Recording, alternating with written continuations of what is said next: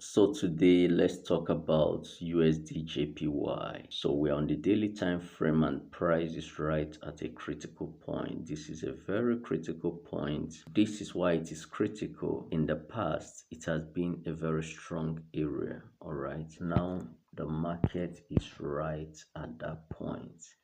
Can we get a close above this area? So if we're able to get a close above that area, then we should be seeing price moving up again. While we're looking at that, let's get to the lower time frame and see what is obtainable there. So let's go to 4 hours time frame and see what is obtainable. So here in the 4 hours time frame, the same zone is playing a very critical role. This market was moving within this channel, then broke out of that channel and then traded in another descending channel. So right now, this is our area of interest. So we want to see what price does. If price is able to close above this zone that we've pointed out on the daily time frame, then we continue our upward move, and that was so imply a reclaim of this very zone of interest. Even though we've seen an initial reclaim of this very zone, okay, we also need to see price reclaim the top.